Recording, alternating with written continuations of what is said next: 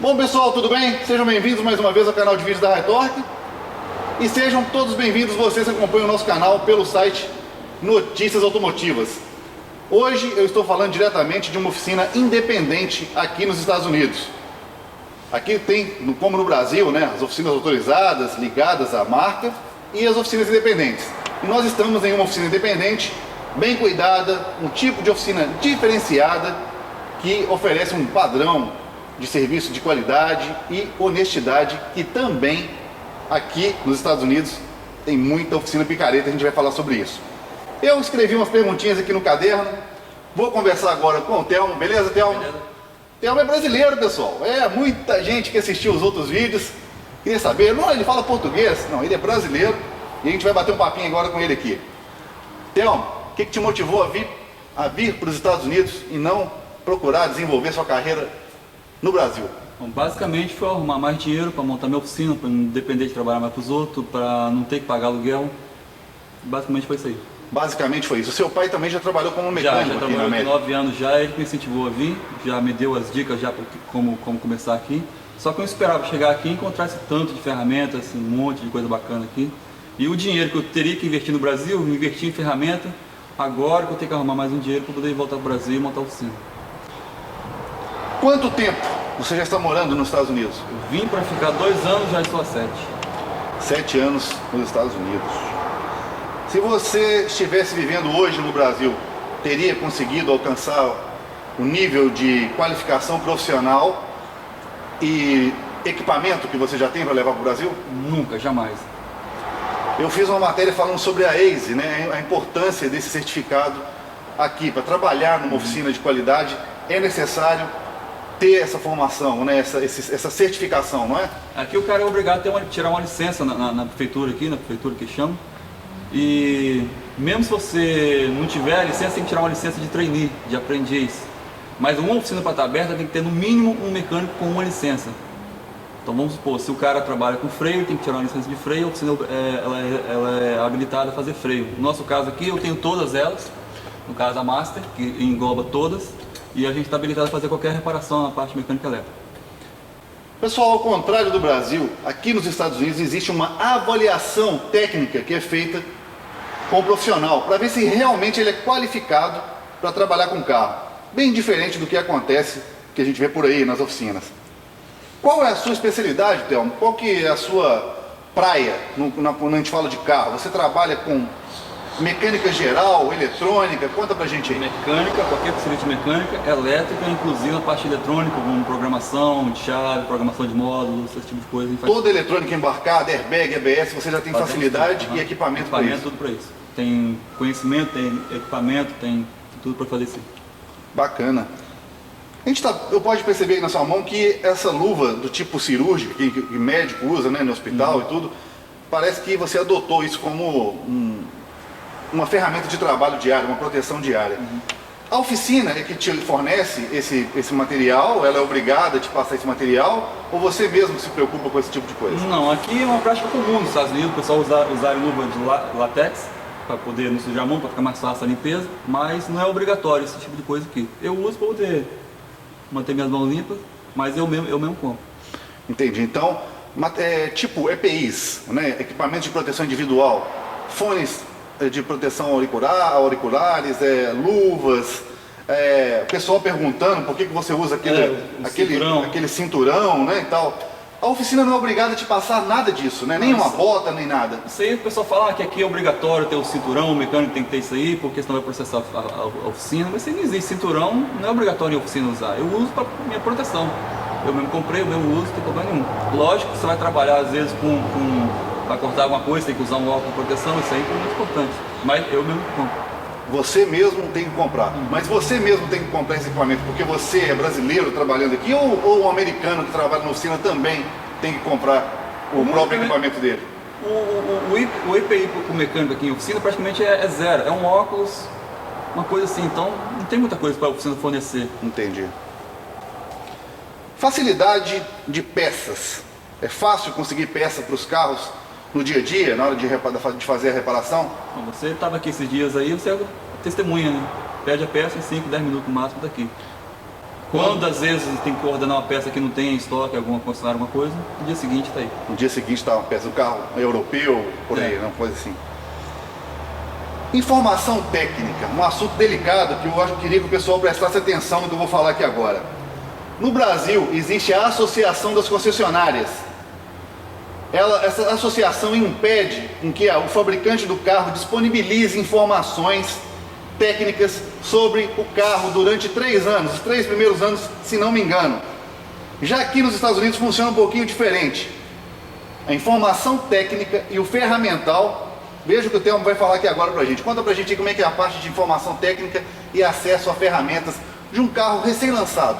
Não, a gente tem todo o material aqui de informação, inclusive os boletins que a fábrica lança para as concessionárias de problemas comuns. A gente tem esse material aqui também, é disponibilizado. Você paga uma taxa mensal para ter isso.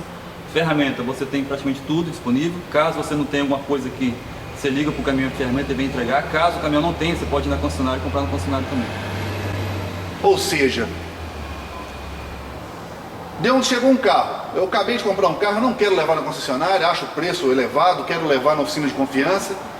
Esse mecânico vai ter em mãos os boletins informativos sobre recalls, sobre alguma mudança na programação da central, alguma modificação, acesso à ferramenta do mesmo jeito numa oficina independente. Inclusive, às vezes você tem que fazer um refresh no módulo, alguma coisa assim, com uma atualização, você pode fazer, não precisa levar na concessionária, você pode fazer aqui. Você pode ir no próprio site da concessionária, fazer seu login, pagar a taxa que eles cobram, é como se fosse uma peça, a gente como peça, faz o download do programa e faz o refresh no computador. É brincadeira, né, pessoal? Vamos lá, vamos continuar então. Conta pra gente um pouquinho, então, um dos defeitos mais comuns que acontece com os carros aqui nas oficinas americanas, porque no Brasil o mais comum é a pessoa levar carro para trocar escapamento furado, amortecedores estourados, vazando, bucha de suspensão batendo, muito problema de suspensão. E aqui é muito comum barulho de suspensão, trocar amortecedores. E também fala um pouquinho sobre os defeitos mais comuns. Conta pra gente aí. Bom, escapamento, para ser sincero, em 7 anos eu nunca troquei um. Bico injetor entupido, nunca tive esse problema de pegar, fazer um carro, fazer a limpeza. Nunca precisou fazer limpeza de bico injetor? Nunca lavei um tanque para tirar sujeira de tanque. Suspensão com barulho aqui é a coisa mais rara do mundo. Amortecedor dura milhas e mais milhas, que parece que não acaba mais. Defeito comum aqui é vazamento, trocar óleo, fazer um freio, uma correia dentada, trocar vela, essas Na coisas. verdade, manutenção básica, né? Isso aí. E um vazamentozinho de óleo de vez em quando, que eu percebo aqui pela estante, pelas informações técnicas que tem, inclusive nas tampas do abastecimento de óleo, que o óleo utilizado aqui, geralmente por ser muito frio no inverno, dependendo da região, usar um óleo de baixa viscosidade, né? Aqui eles usam óleo muito fino. Aqui na Flórida em particular eu prefiro usar um pouco mais grosso, por causa que o calor aqui é muito forte. Aqui não neva, não tem esse tipo de coisa? Não. No verão aqui faz a troca de óleo a cada 3 meses, não sei como é que é no Brasil. Entendi. Mas você bota o óleo aqui geralmente no verão um pouquinho mais grosso. Bota lá um 30, dependendo do carro. Se for um carro muito velho, bota um óleo 40. Thelmo, seguinte, e quando o motor funde? Aqui existem retíficas, como que acontece? O que é feito no caso do motor fundido? No caso do motor, quando você tem que reparar ele, reformar o motor, não é viável você levar para retífica. Fica muito caro, mão de obra de retífica, mão de obra mecânica é mão de obra maior para você reformar ele, lógico. Então é preferível aqui, sai mais em conta, você trocar o motor, vai no ferro velho, que aqui chama de junkyard, compra o motor, às vezes você paga um valorzinho a mais, como se fosse um seguro, você tem um seguro de um ano. Às vezes o carro chega de manhã, você pede o motor, troca e à tarde sai prontinho funcionando. E acesso ao motor novo? Eu vi que tem um motor aqui, que eu vou mostrar em outro vídeo, de um Honda, que o dono do carro preferiu comprar um motor 0 km para colocar no Honda por causa de uma trinca no bloco. Também a facilidade da compra de um motor zero? É fácil. É fácil comprar. E a burocracia em Detran, legalização de número? Não existe isso? Não existe. Troca de cor, de carro, não existe essa dificuldade.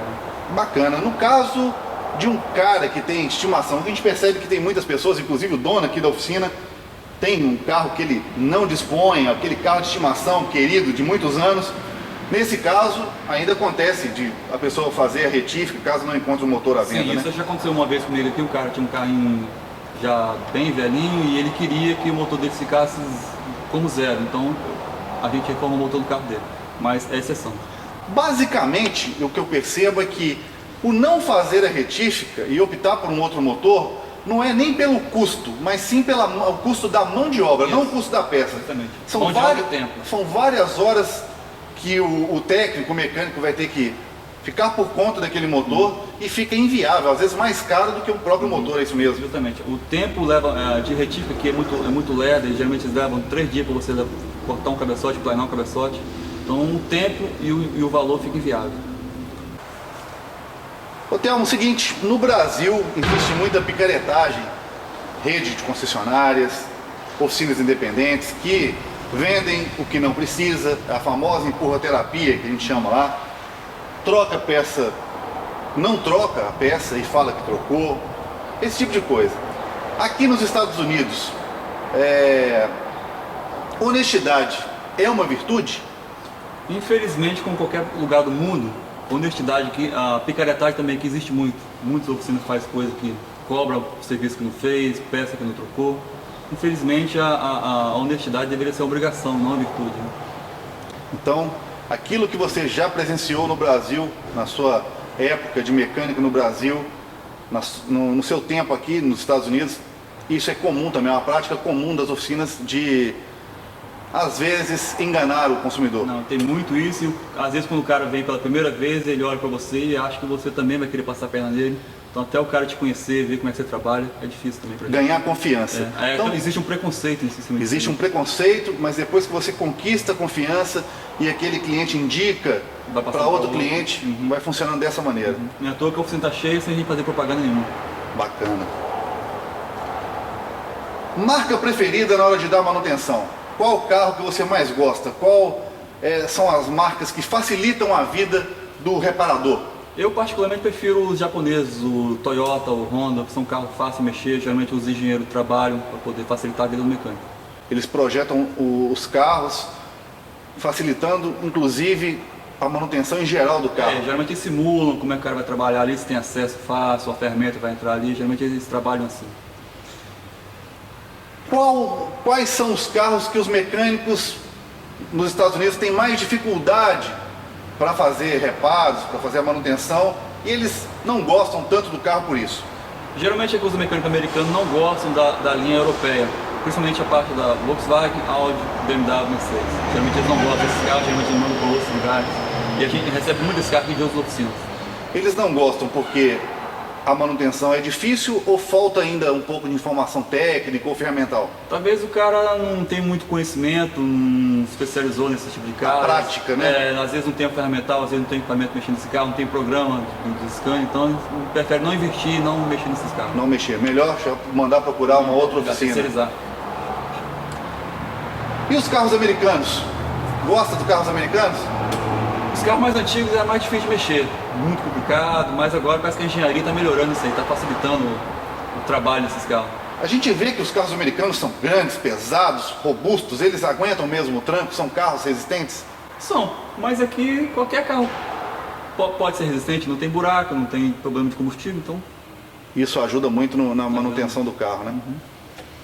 Custo de peças de reposição, lubrificante, pneu...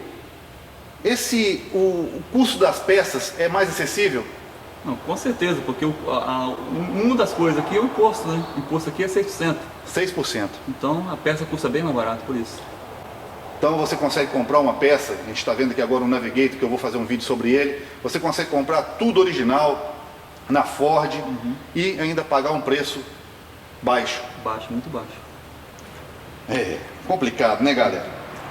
Bom, o Thelmo já tem 7 anos que ele está aqui na América do Norte e ele quer voltar para o Brasil. Eu já conferi o que ele tem de equipamento, o que vocês estão vendo de ferramentas, o que vocês já viram em outros vídeos, em praticamente um galpão lotado de ferramenta de uso dele, que ele investiu. Vai para o Brasil e ele quer abrir uma oficina mecânica. Você vai abrir no Espírito Santo, é isso mesmo? Espírito Santo, em Guarapari.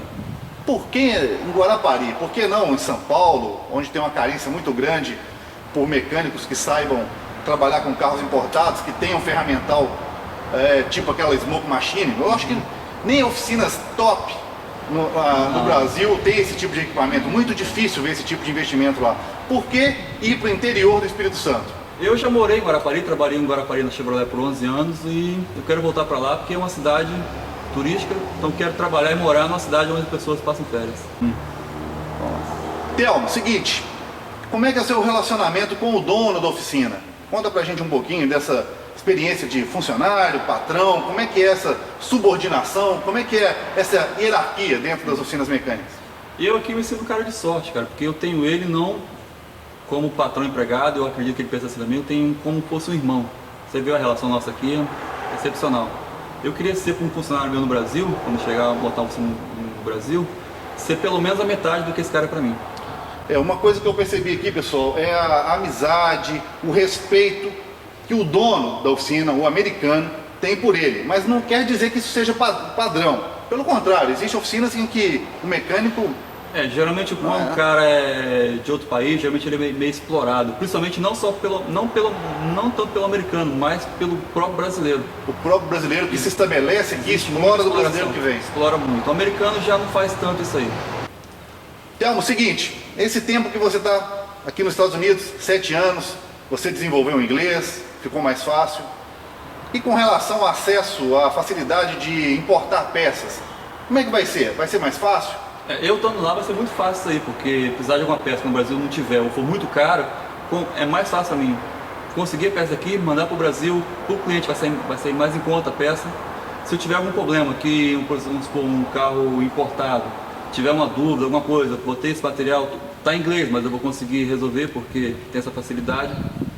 E vai existir uma parceria entre a sua oficina no Brasil e vai continuar existindo essa ligação aqui com os Estados Unidos?